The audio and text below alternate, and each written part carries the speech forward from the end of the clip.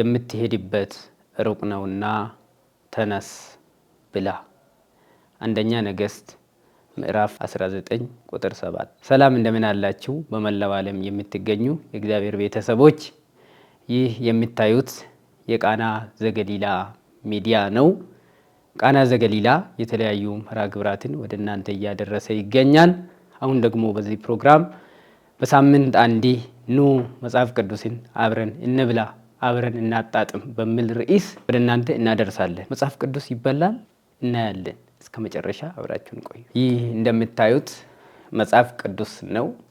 የኢትዮጵያ ኦርቶዶክስ ተዋሕዶ ቤተክርስቲያን መጽሐፍ ቅዱሳችን ወይም ደግሞ 80 አሐዱ ብለን የምንጠራው መጽሐፍ ቅዱስ ነው። እስቲ አንድ ጥያቄ ልጠይቃችሁ። ቤታችሁ ቢፈተሽ ምን አይነት መጽሐፍቶች በቤታችሁ ውስጥ ይገኛሉ?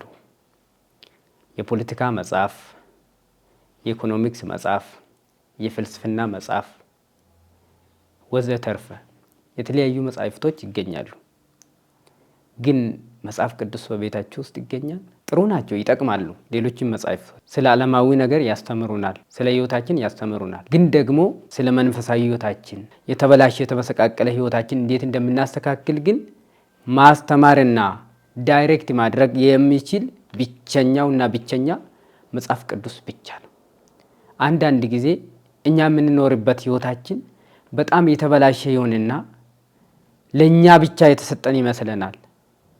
የእግዚአብሔር ቤተሰቦች እኛ ላይ የደረሰው በተመሳሳይም ደግሞ ሌላ ሰው ጋር ደርሷል። ወይም ደግሞ ያለፉ ቅዱሳን አባቶቻችን ያንን ሕይወት አሳልፈዋል። እነሱ ግን ያመለጡበት ማምለጫ መንገድ ነበራቸው። ያንን ማምለጫ መንገድ ለማወቅ ግን መጽሐፍ ቅዱስ ማንበብ ያስፈልጋል። ስለዚህ በዚህ ፕሮግራም ሁላችሁም ከዛሬ ጀምራችሁ መጽሐፍ ቅዱስን እንድትገዙና አብረን እንድናጠና ነው። ሁላችሁ ያኔ የተመሰቃቀለ ሕይወታችን የተበላሸ መስመር የለቀቀ ሕይወታችን እንዴት መስመር እንደሚይዝ ያጣን ደስታ እንዴት እንደሚመጣ እናያለን። የምታዩት ይሆናል። ስለዚህ ዛሬ መጽሐፍ ቅዱስ ከእጃችሁ ያላችሁ ሰዎች ቪዲዮውን ስትከታተሉ መጽሐፍ ቅዱሳችሁን ከፍታችሁ መጽሐፍ ቅዱሳችሁን ክፈቱ። መጽሐፍ ቅዱስ ከእናንተ ጋር የሌለው ግን መጽሐፍ ቅዱስ የሌላችሁ ግን ሳምንት መጽሐፍ ቅዱሳችሁን ይዛችሁ እንደምትመጡ እርግጠኛ ነን። ይዛችሁ ትመጣላችሁ፣ ተስፋ እናደርጋለን። ዛሬ ከመጽሐፍ ቅዱስ አጭር ታሪክ የሆነውን አብረን እናነባለን።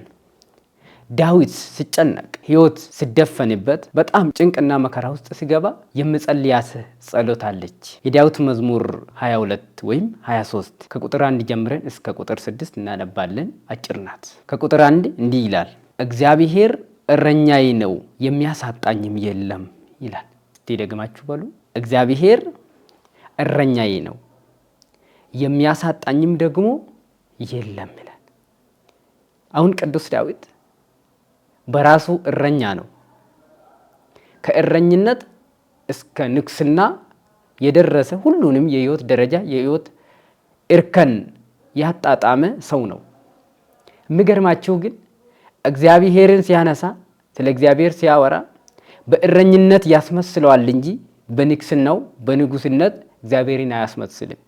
ለምን? ቅዱስ ዳዊት ትልቅን ጥበብ የተማረ በንግስናው ጊዜ ሳይሆን እረኛ በነበረ ጊዜ ነው። የእግዚአብሔር ጸጋ ከሱ ጋር የነበረ እረኛ የበጎች እረኛ በነበረ ጊዜ ነው እንጂ ንግስና ላይ ከመጣ በኋላ አይደለም። ስለዚህ ምን ይላል? እግዚአብሔር እረኛዬ ነው ይላል። ይህ ብቻ አይደለም፣ የሚያሳጣኝም ነገር ደግሞ የለም ይላል። እግዚአብሔር እረኛው ሆኖ ምን ይጎልበታል? ዳዊት በጎቹን ሲጠብቅ አንዳንዴ ጉልበት ያላቸው አራዊት አንበሳ፣ ነብር ይመጡና በጎቹን ይነጥቃሉ።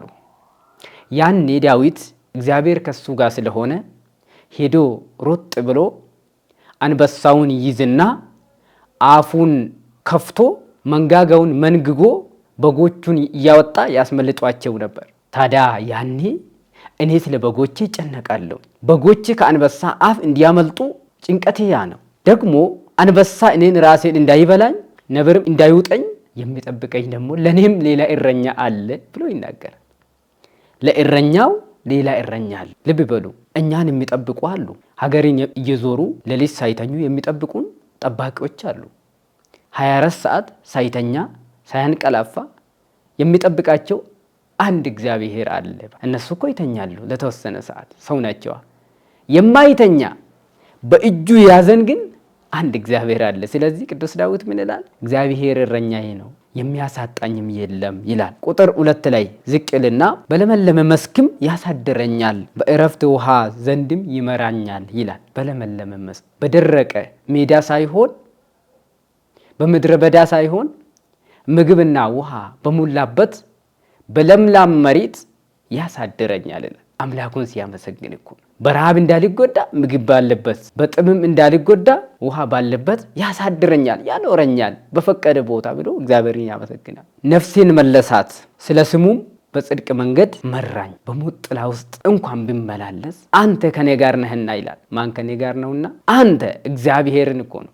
አንተ ከኔ ጋር ነህና ክፉ የሚባለውን አንዳችም ነገር አልፈራም ይላል። እግዚአብሔር ከኛ ጋር ከሆነ ማን ያስፈራናል? የሚያስፈራን ምንድን ነው?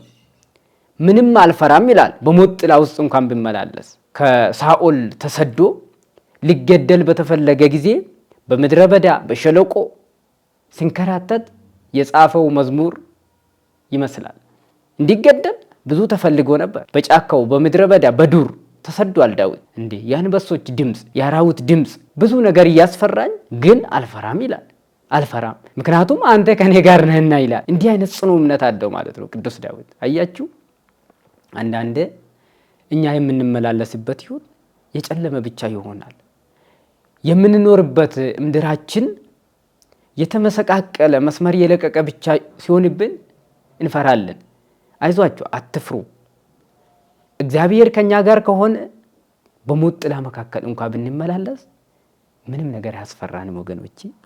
ቅዱስ ዳዊት በተግባር ያሳየን፣ በተግባር ያለፈበት ሕይወት አለና ዝቅ ብሎ በቁጥር 5 ላይ በፊቴ ገበታን አዘጋጀህልኝ፣ በጠላቶቼ ፊት ለፊት ራሴን በዘይት ቀባህ፣ ጽዋህም የተትረፈረፈ ነው ይላል። በፊቴ ገበታን አዘጋጀህልኝ። ይሞታል የተባልኩኝ አንተ ግን ሞትን ሳይሆን እኔ በፊት ለፊቴ የጠበቅኩት ሞት ነው።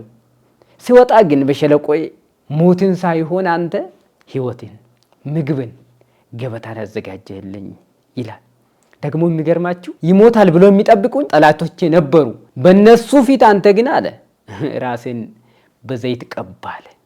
በጠላቶቼ ፊት፣ በገዳዮቼ ፊት፣ በከሳሾቼ ፊት ለፊት ራሴን በዘይት ቀባ። አያችሁ ምን አይነት ክብር ነው! በገዳዮች በከሳሾች ፊት ለፊት መሾም ትልቅ ክብር ነው። እንዲያደረከኝ ይላል ቅዱስ ዳዊት። ዜና ሹመቱ በጣም የሚደንቅ ነው። የምናውቀው ነው ታሪኩን። ቅዱስ ዳዊት ሲሾም ሲቀባ አይደለም ለንግስና ይደርሳል ተብሎ የታሰበ ሰው ከነ መኖሩ የተረሳ ልጅ ነበር። መኖሩን የተረሳ ከእሴይ ልጆች የማይቆጠር ልክ እንደ በጎች ወርዶ እንደ በጎች የታየ ልጅ ነበር። እግዚአብሔር ግን ያንን ሁሉ ንቀት አንስቶለት የንቀት መጎናጸፋውን ገፎለት የንቀት መጎናጸፋውን ገፍፎለት ምን አደረገ? ለንግስናው አደረገ ማለት ነው። ስለዚህ ምን ይላል? አንተ ግን እንደ ሰው አይደለህም ይላል። መጨረሻ ላይ ቁጥር 6 ላይ ቸርነትህና ምሕረትህ በሕይወቴ ዘመን ሁሉ ይከተሉኛል፣ በእግዚአብሔር ቤት ለዘለዓለም እኖራለሁ ይላል። እንዲህ ይደመድማል። ቸርነትህና ምሕረትህ በሕይወቴ ዘመን ይከተሉኛል፣ እኔም በእግዚአብሔር ቤት በመኖር ደግሞ እታዘዝለታለሁ፣ ታመንለታለሁ። አያችሁ የመጨረሻ መደምደሚያው እኮ በእግዚአብሔር ቤት እኖራለሁ ነው። በቃ ምን ይደረግለታል ታዲያ ለዚህ አምላክ? በሱ ቤት መኖር ብቻ እኮ። አያችሁ እግዚአብሔር እንዲህ አይነት ውለታ ውሎለት፣ እግዚአብሔር እንዲህ አይነት ውለታ ሲውልልን እኛ ደግሞ በቤቱ መኖር አለብን፣ መጽናት አለብን ማለት እንዲህ ይደመድማል። ይህን ምዕራፍ እንዲህ ይጨርሳል ቅዱስ ዳዊት።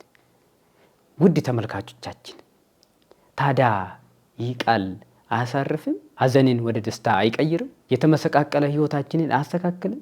አያችሁ ይህ ሁሉ ከመጽሐፍ ቅዱስ ነው የሚገኘው። መጽሐፍ ቅዱስ ብንገዛና በቤታችን ብናስቀምጥ ብናነብ፣ ማታም ስንተኛ ብንጸልይ ብናነብ፣ ጠዋትም ስንነቃ ጸልየን አንብበን ወደ ስራችን ብንሄድ ምን አይል ሕይወታችን እንደሚቀና አያችሁ።